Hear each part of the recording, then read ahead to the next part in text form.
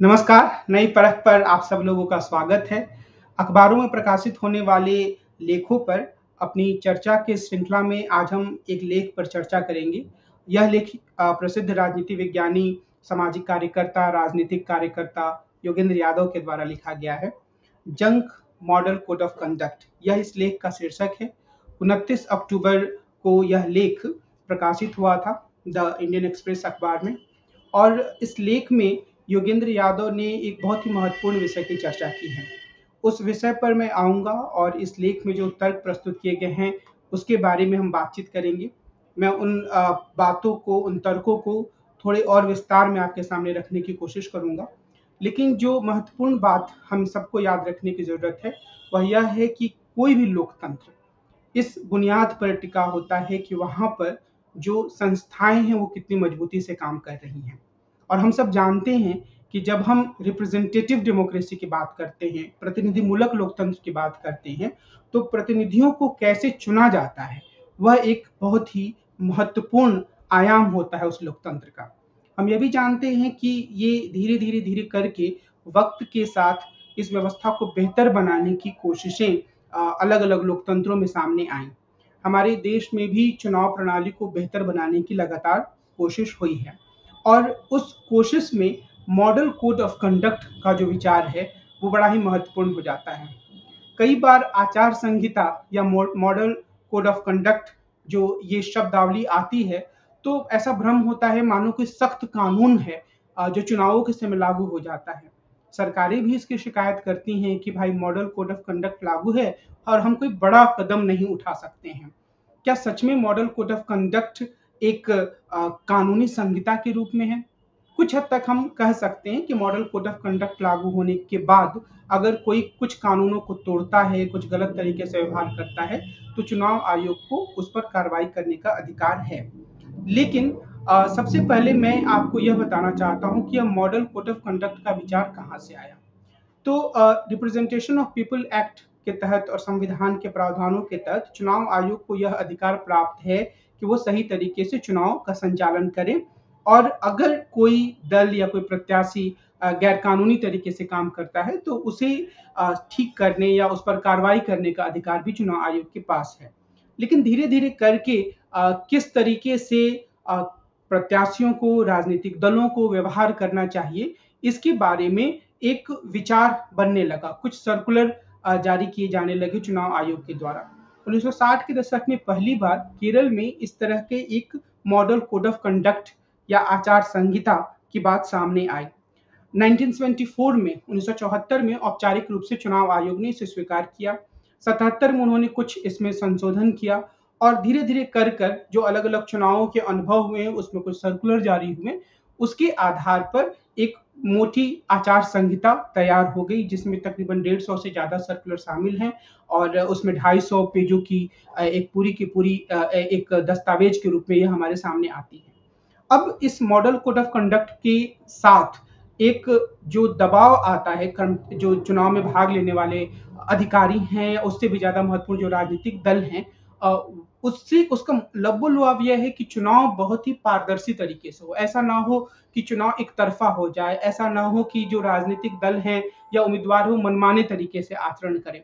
तो इसमें कई तरह के प्रावधान शामिल हैं। मिसाल के तौर पर इसमें यह प्रावधान शामिल है कि किस तरह के मुद्दे जो उम्मीदवार हैं वो उठा सकते हैं, किस तरह के मुद्दे वो नहीं उठा सकते हैं, किस तरह के विषयों का वो सहारा नहीं ले सकते हैं। निश्चित रूप से इसमें पैसे की भी बात शामिल है कि आपकी एक सीमा रेखा क्या होगी, किस समय तक आप चुनाव में अपनी भाषणबाजी कर सकते हैं, यानी कि पूरी रात आप चुनाव प्रचार नहीं कर सकते हैं। और भी कई छोटी-छोटी और बड़े-बड़े आयाम इसमें शामिल हैं, जो अलग-अलग समूह हैं, अलग-अलग कारक या कर्ता हैं, एक्टर्स हैं, जो चुनाव में भाग लेने वाले उनके संदर्भ में। अब हम योगेंद्र यादव के तर्क पर वापस आते हैं कि वो क्या करना चाहते हैं। जैसा कि उनके लेख के शीर्षक से ही स्पष्ट है कि वो मॉडल कोड ऑफ कंडक्ट के विचार से बड़े नाराज से हैं या दुखी हैं। और उनके दुख या उनकी नाराजगी का कारण यह है कि मॉडल कोड ऑफ कंडक्ट एक तमाशा बनकर रह गया है। और जब वो ये बात कह रहे हैं, तो उनकी बातों में काफ़ी दम है। मिसाल के तौर पर वो यह उद्धृत करते हैं, 2 प्रावधानों को उद्धृत करते हैं जो आश्चर्यजनक रूप से पहले और दूसरे प्रावधान हैं मॉडल कोड ऑफ कंडक्ट के। पहले प्रावधान में बहुत सारी बातें हैं, उसमें एक बात यह है कि जाति या संप्रदाय की भावनाओं को उभार कर कोई भी उम्मीदवार वोटरों को अपील नहीं करेगा, चुनाव में इनका प्रयोग नहीं करेगा। अब हम में से कोई भी व्यक्ति हमारे देश में किसी ऐसे चुनाव की कल्पना कर ही नहीं सकता है जहां पर सांप्रदायिक भाषणबाजी ना होती हो। निश्चित रूप से आप जाति पर आधारित राजनीति को भी देखेंगे, पर जाति पर आधारित राजनीति में अगर कोई नेता खड़ा हो और खड़े होकर सीधे तौर पर यह कहे कि मैं फला जाति का हूं और इसलिए आप लोग मुझे वोट दीजिए, तो ये मॉडल कोड ऑफ कंडक्ट के विपरीत है। उसी तरीके से अगर कोई नेता यह कहे कि इस देश से घुसपैठियों को हटाना है, मुस्लिम जो हैं वो कई तरह की समस्याएं पैदा कर रहे हैं, या हिंदू जो हैं वो कई तरह की समस्याएं पैदा कर रहे हैं, या सिख जो हैं वो खालिस्तानियों का समर्थन कर रहे हैं वगैरह वगैरह, इस तरह की कोई भी आपत्तिजनक बात को कहे तो वह मॉडल कोड ऑफ कंडक्ट का उल्लंघन है। उसी तरीके से जो दूसरा भाग आता है इसका मॉडल कोड ऑफ कंडक्ट का, यानी पहले अनुच्छेद या पहली धारा के बाद जो दूसरी धारा आती है, उसमें कहा गया है अन्य बातों के अलावा कि निजी टिप्पणियां नहीं की जा सकती हैं किसी भी उम्मीदवार पर। तो यानी कि हम उम्मीदवार के रूप में जब चुनाव में जाते हैं तो हमें इस बात पर बार बार जोर देना होगा कि मुद्दे क्या हैं, हम आने वाले चुनाव में किस मैनिफेस्टो के साथ जा रहे हैं, हम जनता के लिए क्या करना चाहते हैं, जो पिछले उम्मीदवार थे या जो अभी सत्तारूढ़ पार्टी उसने क्या क्या नहीं किया, जो हमारी पार्टी जब सत्ता में आएगी या एक उम्मीदवार के रूप में जब मैं जीतूंगा तो क्या करूंगा। और योगेंद्र यादव यह कहते हैं कि आपको बड़े ही आसानी से यह दिख जाएगा कि इन दोनों ही प्रावधानों का कितना खुल्लम खुल्ला उल्लंघन होता है। अब उन्होंने हेमंत बिश्वा शर्मा के भाषण का उल्लेख किया है, जिन्होंने अपने भाषण में 2 दिन 3 दिन पहले झारखंड में यह कहा कि हिंदुस्तान के अलग अलग भागों में बाबर की औलादें बसी हुई हैं और हमें इन्हें बाहर निकालना है।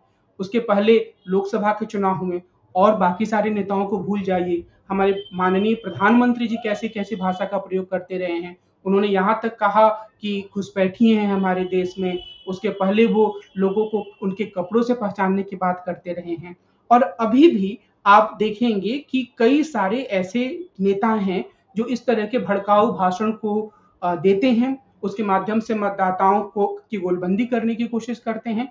और उसके लिए आपको बस आंख बंद करने की जरूरत है, सोचने की जरूरत है कि कुछ नेताओं ने पिछले चुनाव में कैसा कैसा भाषण दिया था, तो आपको ये याद आ जाएगा। शाहीन बाग का जिक्र करते हुए अमित शाह ने 2020 के दिल्ली विधानसभा चुनाव के पहले कहा था कि ऐसा बटन दबाइए कि करंट जो लगे वो शाहीन बाग के लोगों तक लगे, यानी कि वो भड़का रहे थे मतदाताओं को। उसके पहले जब भी बिहार का चुनाव हो, गुजरात का चुनाव हो, खुद प्रधानमंत्री उनके दल के नेता पाकिस्तान चले जाओ जैसे बातें कहते रहे थे, विपक्षियों पर पाकिस्तान से मिले होने का आरोप लगाते रहे थे। और ऐसा नहीं है कि हम सिर्फ इसका दोष प्रधानमंत्री की पार्टी पर ही डाल सकते हैं, और भी कई सारे ऐसे नेता होते हैं जो कि व्यक्तिगत टिप्पणियां करते हैं। जैसे आज की खबरों में ही आप पढ़ेंगे कि जो शिवसेना उद्धव ठाकरे गुट के एक नेता हैं, उन्होंने बीजेपी की जो एक उम्मीदवार हैं महाराष्ट्र में, उनके बारे में इम्पोर्टेड माल शब्द का इस्तेमाल किया है। तो ये एक बहुत ही निंदनीय व्यक्तिगत टिप्पणी है। तो योगेंद्र यादव की जो निराशा है वो क्या है? योगेंद्र यादव की निराशा यह है कि मॉडल कोड ऑफ कंडक्ट जो कि बहुत ही व्यवस्थित तरीके से चुनाव कराने की बात करता है कि नेतागण किस तरह के मुद्दे उठा सकते हैं, कैसी भाषा का प्रयोग कर सकते हैं, उसको सिर्फ बहुत छोटी-छोटी एडमिनिस्ट्रेटिव किस्म की जो बातें हैं, जो प्रशासनिक स्तर की बातें हैं, वहां तक समेट दिया गया है। और यह कोशिश चुनाव आयोग के द्वारा नहीं की जाती है कि जो मॉडल कोड ऑफ कंडक्ट है वह सही तरीके से लागू हो।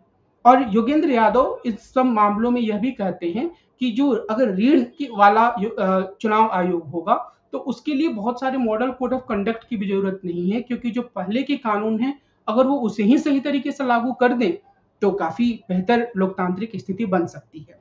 योगेंद्र यादव जिस बात का जिक्र करते हैं वह यह है कि हमारा चुनाव आयोग बहुत सारे सवाल जो उठ रहे हैं उनका जवाब नहीं देता है। वो यह कहते हैं, और इस बात की काफी चर्चा भी रही है मीडिया में, खासतौर पे सोशल मीडिया या जो यूट्यूब के चैनल्स हैं, नई परख पर भी अभय कुमार दुबे ने इस चीज को बार बार उठाया है कि चुनाव आयोग जो गैर सरकारी संगठन हैं, जो अलग अलग तरीके के पत्रकार हैं, उनके इस बुनियादी सवाल का जवाब नहीं देता है कि जब एक बार चुनाव हो गया, ईवीएम के अंदर वोट चले गए, तो फिर आखिर वोट बढ़ते कैसे हैं? और जब तक वो इस सवाल का जवाब नहीं देगा, तब तक चुनावों में उसकी भूमिका को लेकर संशय की स्थिति बनी रहेगी। अब हम सब चुनाव आयोग की भूमिका को जानते हैं। क्या आपने कभी किसी नेता को इसलिए दंडित होने की बात हाल फिलहाल के समय में सुनी है कि उसने बहुत ही निम्न स्तरीय सांप्रदायिक भाषा का इस्तेमाल किया है? यहाँ तक कि हमारा चुनाव आयोग तो प्रधानमंत्री को नोटिस जारी करने में भी झिझक जाता है, और जब वो नोटिस जारी भी करता है तो बैलेंसिंग करने की कोशिश करता है।